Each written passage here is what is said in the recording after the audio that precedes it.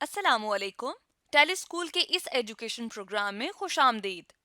ये programme TV पर हुकूमत पाकिस्तान और सबक फाउंडेशन की शिराकत से पेश किया जा रहा है। इसके लेसन्स पाकिस्तान के तमाम तालीमी बोर्ड बशमूल कैम्ब्रिज के सिलेबस के मुताबिक तैयार किए गए हैं, जिसमें एजुकेशन कंटेंट सबक फाउंडेशन प्रोवाइड कर रही है। सबक फाउंडेशन की वेबसाइट सबक.pk पर केजी से 12वीं जमात तक वीडियोस और प्रैक्टिस टेस्ट बिल्कुल मुफ्त दस्तयाब हैं। आज हम डिस्कस करेंगे ट्रांजिशन एलिमेंट्स के magnetic behaviour and D transitions के बारे में।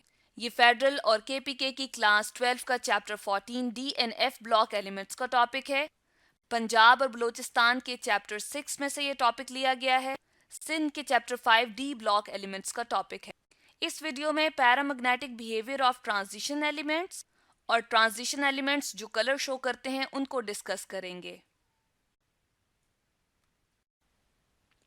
आज के लेसन और इससे मुंसलिक तमाम वीडियो लेक्चर्स को घर बैठ के देखने के लिए आप सबक.pk की वेबसाइट पे जा सकते हैं और वहां फ्री वीडियो लेक्चर्स के साथ साथ प्रैक्टिस टेस्ट भी मौजूद हैं, जिन्हें देखकर आप अपने कॉन्सेप्ट्स को पुख्ता कर सकते हैं और इम्तिहानात में ट्यूशन लिए बगैर शानदार नंबर हासिल कर सकते हैं।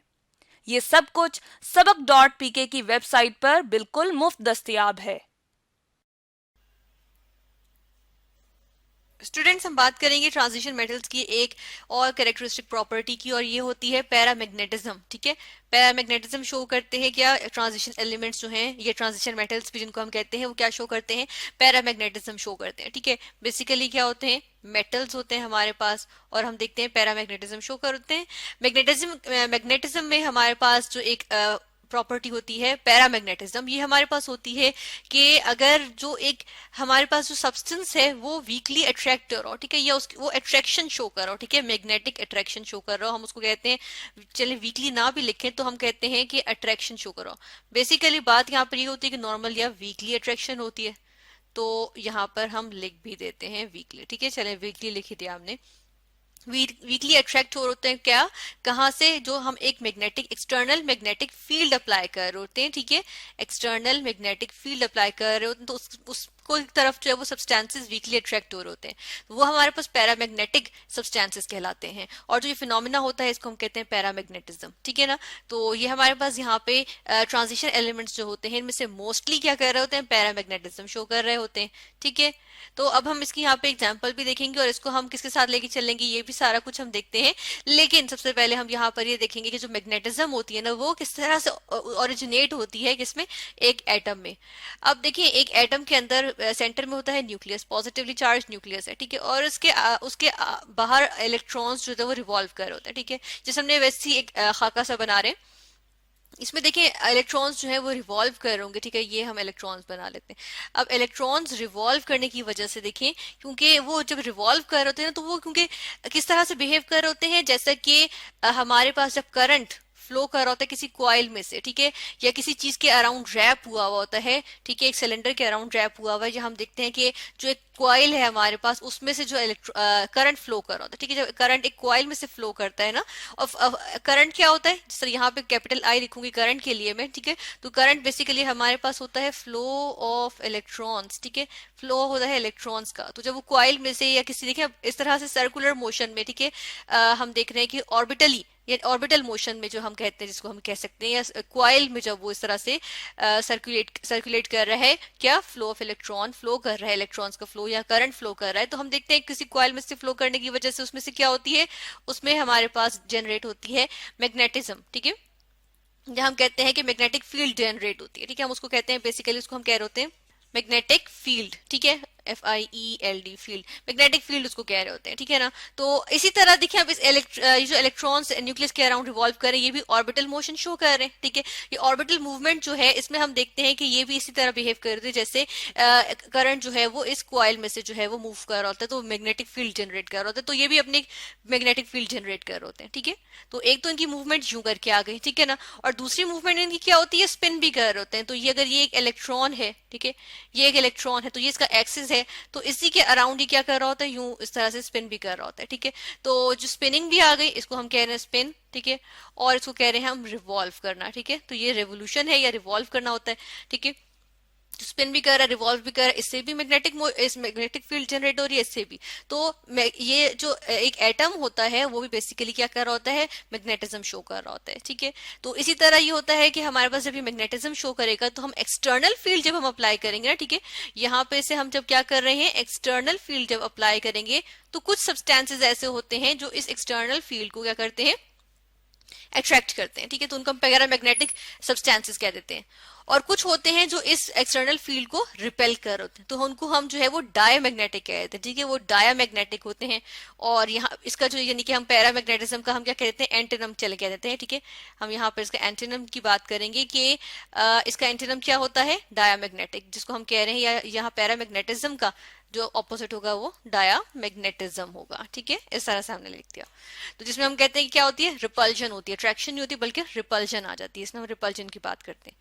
बेसिकली जो पैरामैग्नेटिज्म शो होगी, अब देखिए अब हमारे पास होता क्या है कि जो सब ऑर्बिटल्स होते हैं या कुछ ऑर्बिटल्स इस तरह एस ऑर्बिटल है, अगर वो कंप्लीटली फिल्ड होगा तो उसमें 2 इलेक्ट्रॉन्स होंगे, और हम ऑपोजिट एक यूं शो करते हैं, एक यूं शो करते हैं, एक ही जब हम सब ऑर्बिटल के अंदर शो करते हैं तो हम क्या करते हैं, इस तरह शो करते हैं ना। उसकी वजह क्या होती है, अगर एक क्लॉकवाइज रोटेट कर रहा है तो दूसरा एंटी क्लॉकवाइज रोटेट कर रहा होता है, तो एक की अगर स्पिन पॉजिटिव होगी तो दूसरे की स्पिन जो है वो नेगेटिव होगी, ठीक है, तो दोनों की स्पिन ऑपोजिट होती है, ठीक है। जब स्पिन ऑपोजिट होगी डेफिनेटली वो एक दूसरे को क्या करेंगे, कैंसिल आउट कर देंगे। लेकिन अगर हम देखते हैं कि हमारे पास इस तरह से मौजूद हो, जिस तरह से फर्ज करें ये डी ऑर्बिटल है कोई सा, ठीक है, किसी का डी ऑर्बिटल है, और उसमें हम देख रहे हैं कि ये यहाँ पे हमारे पास इस तरह से मौजूद है। अब देखिए ये तो एक दूसरे को कैंसिल आउट नहीं करेंगे ना, ये भी पॉजिटिव 1, ये भी सॉरी पॉजिटिव हाफ, ठीक है, सॉरी हम पॉजिटिव हाफ कहते हैं, ये भी पॉजिटिव हाफ, ये भी पॉजिटिव हाफ, ठीक है, दो इनमें से किसी का भी नेगेटिव हाफ मौजूद ही नहीं है। तो जब मौजूद नहीं है, पेयरिंग नहीं हो रही, तो हम कहाँ से कह सकते हैं कि मैग्नेटिक इफेक्ट जो है वो कैंसिल होगा, यहाँ तो कैंसिल नहीं होगा ना। तो हम देखते हैं कि यहाँ पर जो है वो नेट इफेक्ट मौजूद होता है, जिसकी वजह से वो जो मैग्नेटिक फील्ड होती है ना, एक्सटर्नल मैग्नेटिक फील्ड होती है, ठीक है, उसकी तरफ जो है वो फिर वो अट्रैक्शन शो करते हैं, ठीक है। फिर इसके बाद हमारे पास एक और वर्ड भी होता है, यहाँ पर हम एक और वर्ड शो करेंगे, और वो हमारे पास होता है फेरोमैग्नेटिज्म, ठीक है, फेरोमैग्नेटिज्म। फेरोमैग्नेटिज्म बेसिकली होता है कि हम एक्सटर्नल फील्ड में देखते हैं कि वीकली अट्रैक्शन शो हो रही है और मैग्नेट के तौर पे बिहेव कर रहा है एक एटम, तो ये पैरामैग्नेटिज्म है, ठीक है। अगर एक्सटर्नल फील्ड की प्रेजेंस में वो रिपल्जन शो कर रहा है तो वो क्या है, डायमैग्नेटिज्म। लेकिन अगर हम देखते हैं कि एक्सटर्नल फील्ड की प्रेजेंस में हमारे पास क्या होती है कि अट्रैक्शन तो शो हो रही है, ठीक है, स्ट्रॉन्ग अट्रैक्शन आ जाती है, और वो स्ट्रॉन्ग अट्रैक्शन बेसिकली वो अपनी अट्रैक्शन को जो है ना वो क्या करता है, रिटेन कर रहा होता है, जब हम क्या करते हैं कि एक्सटर्नल फील्ड को रिमूव भी कर देते हैं, ठीक है। तो ऐसा होता है कि हम एक्सटर्नल फील्ड रिमूव कर देते हैं और वो जो है ना वो तब भी वो अट्रैक्शन शो कर रहा होता है, ठीक है। तो इसमें हम देखते हैं कि ऐसी सूरत में वो फेरोमैग्नेटिक होता है, और समटाइम्स वो परमानेंटली मैग्नेट भी बन जाते हैं, कि परमानेंट मैग्नेट्स भी बन जाते हैं, ठीक है, जिस तरह हम देखते हैं कि आयरन इसमें आ जाता है। खैर इसको हम स्टडी करते हैं। इसमें सबसे पहले हम देखेंगे, हमने बात की कि जो मैग्नेटिज्म है, पैरामैग्नेटिज्म को हम किससे रिलेट करेंगे, हम रिलेट करेंगे अनपेयर्ड इलेक्ट्रॉन से। जिस तरह हमने यहाँ पर अभी देखा था कि जो पेयर्ड है वो तो कैंसिल करें एक दूसरे के इफेक्ट को, तो अनपेयर्ड इलेक्ट्रॉन्स जो है उनकी हम यहाँ पर बात करेंगे, ठीक है। तो यहाँ पर हमने अनपेयर्ड इलेक्ट्रॉन्स लिख दिया। अब यहाँ पर मैं इलेक्ट्रॉनिक कन्फिगरेशन लेकर आऊंगी, इलेक्ट्रॉनिक अरेंजमेंट ऑर्बिटल्स के अंदर 3d एंड 4s में, और हम उसके अकॉर्डिंग देखेंगे किस तरह से ट्रांजिशन एलिमेंट्स हैं वो और उनके जो कंपाउंड्स होते हैं वो भी क्या करते हैं कि वो पैरामैग्नेटिज्म शो करते हैं। अब इसमें देखिएगा यहाँ पे हमारे पास क्या है, यहाँ पर हमारे पास हमने फर्स्ट ट्रांजिशन सीरीज जो है ना, इसमें स्कैंडियम से जिंक तक हम जाते हैं, तो उनके हमने यहाँ पर जो है वो इलेक्ट्रॉनिक अरेंजमेंट यहाँ पे मेंशन किए, ठीक है। अब इसके अंदर देखिएगा, इसके अंदर फर्स्ट वन है स्कैंडियम। स्कैंडियम से स्टार्ट लेंगे। स्कैंडियम में देखिएगा कि यहाँ पर हमारे पास 3 इलेक्ट्रॉन्स हैं, ठीक है। तो अगर हम देखते हैं स्कैंडियम में, वैसे तो अगर इसको देखें तो उसमें बहुत थोड़ी सी पैरामैग्नेटिज्म शो की जा रही है, ठीक है, क्योंकि एक इसमें क्या है, अनपेयर्ड इलेक्ट्रॉन मौजूद है। लेकिन अगर हम देखें कि यहाँ पर हम क्या करें, स्कैंडियम का अगर हम +1 का ले लें तो उसमें क्या होगा, उसमें हम देखते हैं कि हमारे पास यहाँ पर क्या मौजूद है, ये जो एक इलेक्ट्रॉन है ये रिमूव हो जाएगा, ठीक है। तो हमारे पास क्या हो जाएगी, मैग्नेटिज्म जो है वो खत्म, पैरामैग्नेटिज्म खत्म हो जाएगी, ठीक है। इसी तरह अगर हम यहाँ पर क्या कर लें कि हम यहाँ पे ले लें स्कैंडियम 3 पॉजिटिव का भी शो करता है, 3 पॉजिटिव अगर शो करेगा तो क्या होगा, हम देखते हैं कि ये वाले इलेक्ट्रॉन्स भी जो है वो रिमूव हो जाएंगे। ऐसे में देखें स्कैंडियम का 3 पॉजिटिव में कोई भी इसके अंदर मौजूद नहीं है इलेक्ट्रॉन, कोई इलेक्ट्रॉन नहीं, तो इसका मतलब है ये डायमैग्नेटिक है। तो जो स्कैंडियम के हमारे पास कंपाउंड्स आ जाते हैं वो क्या होते हैं, वो डायमैग्नेटिक होते हैं, वो हमारे पास पैरामैग्नेटिक नहीं होते हैं, ठीक है। लेकिन स्कैंडियम एलिमेंट एज एलिमेंट जो है वो समवट क्या कर रहे हैं कि पैरामैग्नेटिज्म शो कर रहे हैं। इसी तरह टाइटेनियम को देखें, अब देखें हो क्या रहा है कि स्कैंडियम से जब हम जा रहे हैं कहाँ तक, हम जा रहे हैं क्रोमियम तक, तब हमारे पास बहुत ढेर सारे क्या है यहाँ पे, हमारे पास अनपेयर्ड इलेक्ट्रॉन्स मौजूद हैं। ठीक है, यहाँ पर अनपेयर्ड इलेक्ट्रॉन्स इस तरह से मौजूद है ना, तो हम कहते हैं कि यहाँ पर क्या होती है कि पैरामैग्नेटिज्म जो है वो इंक्रीज कर रही है। ठीक है, तो यहाँ तक जाते हुए, यहाँ तक, ठीक है, यहाँ तक जाते हुए पैरामैग्नेटिज्म जो है, ठीक है, उसको पी और एम इस तरह करके चले, हम जस्ट इसको क्या कर रहे हैं कि पी एम कर देते हैं पैरामैग्नेटिज्म। ठीक है, इसको हम जस्ट एब्रीविएट कर रहे हैं अपनी तरफ से यहाँ पे अपनी कन्वीनियंस के लिए। तो ये क्या कर रही है, ये इंक्रीज कर रही है। ठीक है, ये क्या कर रही है, इंक्रीज कर रही है। और किस वजह से, क्योंकि अनपेयर्ड इलेक्ट्रॉन्स जो है वो इंक्रीज कर रहे हैं। और ये हम जस्ट एलिमेंटल स्टेट में देख रहे हैं, हम इनमें से इनके आयंस की सूरत में भी देख सकते हैं। ठीक है, इसी तरह आगे हम देखेंगे कि हमारे पास क्या मौजूद है, हमारे पास यहाँ पर आयरन मौजूद है। ठीक है, इसमें अब देखें पेयरिंग स्टार्ट हो गई। ठीक है, यहाँ पे पेयरिंग स्टार्ट हो गई और फाइनली जिंक पे जाके हम देख रहे हैं कि कंप्लीट पेयरिंग है। तो जिंक हमारे पास क्या आ रहा है, जिंक बेसिकली हमारे पास जो है वो डायामैग्नेटिक होता है। ठीक है, और हमने वैसे भी पहले भी देखा था कि जिंक, हमने कहा था कि जो जिंक की हमारे पास इलेक्ट्रॉनिक कन्फिग्रेशन होती है और जिंक का जो ग्रुप होता है हमारे पास, जो 2b ग्रुप है, तो हम देखते हैं कि इसमें हमारे पास जो है वो बहुत सी ट्रांजिशन एलिमेंट्स की प्रॉपर्टीज, जो टिपिकल ट्रांजिशन एलिमेंट्स की प्रॉपर्टीज होती हैं, वो शो नहीं की जा रही होती, और magnetism is one of them. ठीक है, अच्छा, हमने यहाँ पे फेरोमैग्नेटिज्म की बात की थी, तो हम यहाँ पर ऐसे करेंगे कि आयरन को हम जो है ना थोड़ा कंसिडर करेंगे कि आयरन के लिए जो आयरन 3 पॉजिटिव है ना, यूजुअली इनको हम ले रहे होते हैं कैसे, कि हम कह रहे होते हैं कि हमारे पास ये शो कर रहे होते हैं क्या, फेरोमैग्नेटिज्म शो कर रहे होते हैं। ठीक है, तो ये जो आयरन का 3 पॉजिटिव है, आयरन का 3 पॉजिटिव कैसे फेरोमैग्नेटिज्म शो कर रहा होता है, ये भी हम यहाँ पर देख लेते हैं। ठीक है, फेरोमैग्नेटिज्म, तो इसके लिए होता ये है कि देखिए अब यहाँ पे आयरन का यहाँ पे क्या मौजूद है, ये सिंपल एलिमेंटल फॉर्म में। लेकिन अगर आयरन के इसके लिए हम क्या करें कि यहाँ पर हम इसको जो है वो इलेक्ट्रॉन्स ये लूज करेगा। ठीक है, तो 2 इलेक्ट्रॉन्स यहाँ से लूज हो गए। ठीक है, ये वाले लूज हो गए, और एक इलेक्ट्रॉन जो है वो एक और लूज होगा, क्योंकि 3 पॉजिटिव है इसलिए एक इलेक्ट्रॉन और लूज करना है, तो ये वाला इलेक्ट्रॉन भी लूज हो जाएगा। ठीक है, तो अब देखिए जब 3 इलेक्ट्रॉन्स लूज कर दिए, तो अब इसकी भी हमारे पास क्या हुआ, 5 अनपेयर्ड। अब डी ऑर्बिटल को अगर देखें तो इसमें क्या है, 5 अनपेयर्ड ऑर्बिटल्स हमारे पास आ रहे हैं। ठीक है, तो इस वजह से हम क्या कहते हैं, हम कहते हैं कि ये जो है वो हमारे पास क्या है, फेरोमैग्नेटिज्म शो करता है, यानी कि स्ट्रॉन्ग अट्रैक्शन शो करता है towards magnetic field, external magnetic field. और ये जो है वो अपनी मैग्नेटिज्म को रिटेन भी कर लेता है। जब हम देखते हैं कि हमारे पास क्या होता है, हमारे पास हम कहते हैं कि एक्सटर्नल मैग्नेटिक फील्ड जो है वो रिमूव कर दी जाए, तब भी वो रिटेन कर रहे होते हैं। ठीक है, इसी तरह मैग्नीज का भी देख लीजिए। देखिए मैग्नीज अगर हमारे पास है वो भी यही करेगा। इसका अगर 2 पॉजिटिव आयन लें, ठीक है, तो ये भी हमारे पास क्या शो करेगा, फेरोमैग्नेटिज्म शो करेगा। ठीक है, किस तरह से, देखिए मैग्नीज में से क्या होगा, अगर 2 पॉजिटिव आयन होगा तो वो क्या करेगा, वो यहाँ से जो हमारे पास ये 2 इलेक्ट्रॉन्स आ रहे हैं ना, इनको जो है वो लूज कर देगा। ठीक है, 2 पॉजिटिव का मतलब यही है ना कि 2 इलेक्ट्रॉन्स लूज होंगे, तो ये वाले 2 इलेक्ट्रॉन्स जो है वो लूज हो जाएंगे। तो देखिए 5 मैक्सिमम डी में जो हमारे पास, बेसिकली हम इसमें यहाँ पे डी देख रहे होते हैं। ठीक है, 4s को इतना हम नहीं देख रहे होते, यहाँ जो हमने 4s लिखा है वो हमने इसलिए लिखा है क्योंकि हम जो है ये देख रहे हैं कि ताकि हमें ये ना पता चले, हम ये कंफ्यूज ना हो जाए कि मैग्नीज अगर 2 पॉजिटिव आयन शो कर रहा है तो वो यहाँ से क्यों नहीं लूज कर रहा। तो बेसिकली इसलिए क्योंकि 4s तो मौजूद है ना। ठीक है, एक्सटर्नल जो हमारे पास शेल है वो 4s है, तो 4s जो है वो बेसिकली लूज कर रहा होता है। ठीक है, जब मैग्नीज का 2 पॉजिटिव कहते हैं। ठीक है ना, तो यहाँ पर हम देखते हैं कि मैग्नीज क्या करेगा, मैग्नीज के पास जब ये 2 इलेक्ट्रॉन्स लूज करेगा तो ये फेरोमैग्नेटिज्म शो करेगा, क्योंकि यानी कि इसमें जो है वो स्ट्रॉन्ग अट्रैक्शन होगी और बहुत ज्यादा पैरामैग्नेटिज्म हम देखते हैं कि इसकी जो एक्सट्रीम फॉर्म आती है, ठीक है, वो फेरोमैग्नेटिज्म होती है। और इसमें हम देख रहे हैं कि 5 अनपेयर्ड इलेक्ट्रॉन्स डी में आ रहे हैं, बेसिकली डी की हम बात कर रहे हैं ना। तो हम देख रहे हैं कि यहाँ तक हमारे पास क्या हुआ है, हम देखते हैं कि हमारे पास मैग्नीज तक जाते हुए, यहाँ पे हम देखेंगे मैग्नीज तक जाते हुए हमारे पास जो है वो क्या कर रहे हैं, पैरामैग्नेटिज्म इंक्रीज कर रही है। ठीक है, उसके बाद हम चले, ये जो हमने यहाँ पैरामैग्नेटिज्म यहाँ तक लिखा था, इसको हम जो है वो नीचे तक भी ला सकते हैं।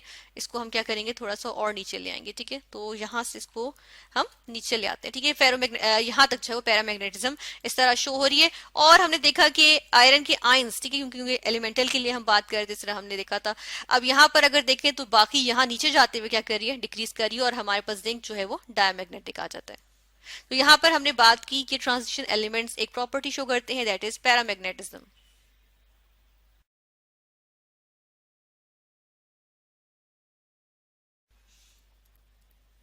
स्टूडेंट्स, हम मजीद कैरेक्टरिस्टिक्स देखेंगे ट्रांजिशन एलिमेंट्स की हम देखेंगे कि कुछ और कैरेक्टरिस्टिक प्रॉपर्टीज जो ट्रांजिशन एलिमेंट्स शो करते हैं। जिस तरह से हमने वेरिएबल ऑक्सीडेशन स्टेट्स की बात की, हमने बात की पैरामैग्नेटिज्म की, इसके अलावा हमने बात की कि इनके जो मेल्टिंग एंड बॉइलिंग पॉइंट किस तरह के होते हैं, ठीक है।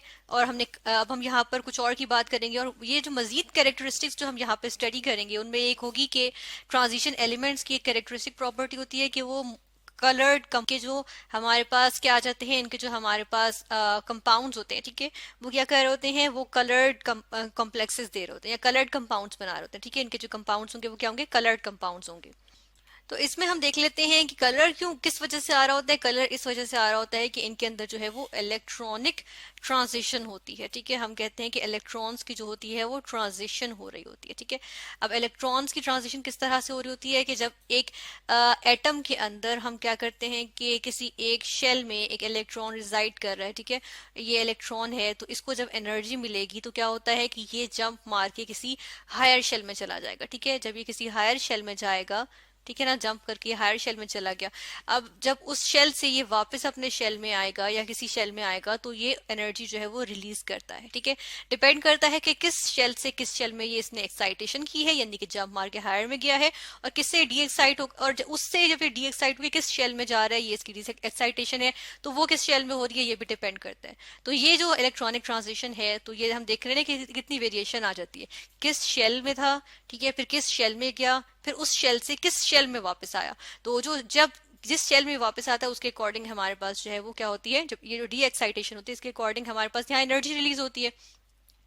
ये एनर्जी जो होती है वो क्या होती है, किसी इसकी कोई हमारे पास वेवलेंथ लैम्डा जो है वेवलेंथ के लिए होता है, ठीक है, वेवलेंथ भी होती है, इसकी कोई फ्रीक्वेंसी भी होती है, ठीक है। तो उसी वेवलेंथ और फ्रीक्वेंसी के अकॉर्डिंग अगर ये विजिबल रीजन में लाई करेगी, ठीक है, अगर ये क्या होगी, विजिबल रीजन में होगी, विजिबल रीजन में होगी, तो हम देखते हैं कि हमारे पास क्या आ जाते हैं कि हमें कलर विजिबल होता है, ठीक है। यानी कि अगर विजिबल रीजन होगा तो उसमें क्या होगा, कलर नजर आएगा। तो यही होता है इलेक्ट्रॉनिक ट्रांजिशन इसमें होती है।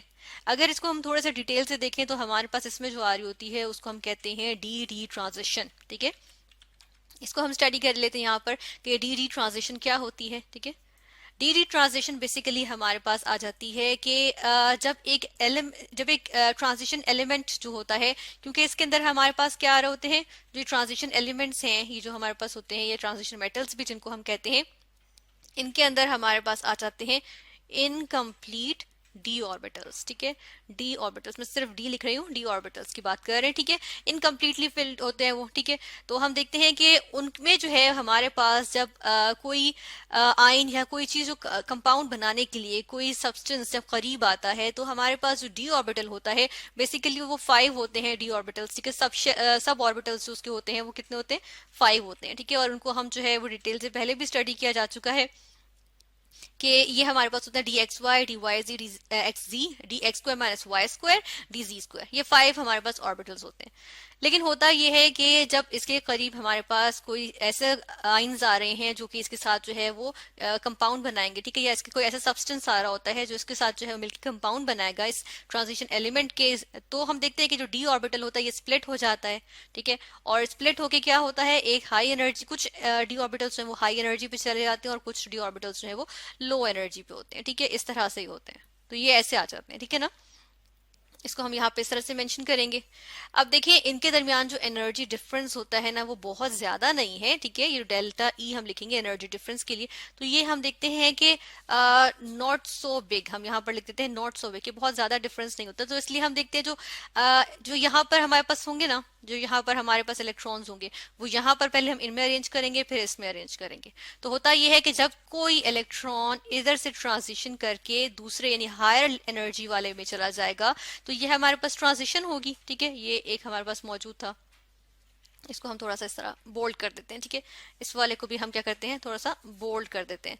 तो ये देखिए अब ये जो है ये जो है वो जंप मार के ऊपर हायर शेल में चला गया, ठीक है। तो ये जो हमारे पास ट्रांजिशन हो रही है डी डी ट्रांजिशन, तो यहाँ पर देखिए ये ट्रांजिशन हुई, ठीक है, लेकिन इसके लिए इसने क्या किया है, एनर्जी जो है वो एब्जॉर्ब की है। लेकिन जब ये वापस नीचे आएगा तो हम देखते हैं एनर्जी जो है वो रिलीज की जाएगी, बिल्कुल उस तरह जिस तरह हमने इलेक्ट्रॉन की ट्रांजिशन ऊपर देखी थी। तो ये इलेक्ट्रॉन का ही हो रहा है, लेकिन हम इसको जो है वो स्पेसिफाई करें कि ये डी डी ट्रांजिशन है, यानी कि एक डी ऑर्बिटल से, यानी lower level, lower energy D orbital से वो हायर एनर्जी डी ऑर्बिटल में जा रहा है, ठीक है, इस तरह से होता है। और हम देखते हैं एनर्जी रिलीज होती है। अभी जो एनर्जी रिलीज होती है इसी के अकॉर्डिंग हम देख लेते हैं कि हमारे पास क्या होती है। हमारे पास जो है वो कलर जो है वो जो एनर्जी रिलीज हो रही है उसके वेवलेंथ और फ्रीक्वेंसी होगी कोई स्पेसिफिक। और यूजुअली जो ट्रांजिशन एलिमेंट्स की होती है, क्योंकि ये एनर्जी डिफरेंस स्मॉल होता है, इसलिए हमारे पास यूजुअली जो आ रही होती है वो विजिबल रीजन में आ रही होती है या यूवी रीजन में आ रही होती है, ठीक है। तो हमें ज्यादातर जो है वो विजिबल रीजन में मिल जाते हैं और हमें हमारे पास क्या आ जाता है, हमारे पास जो है यहाँ पे कलर विजिबल होता है, उस कंपाउंड का कोई स्पेसिफिक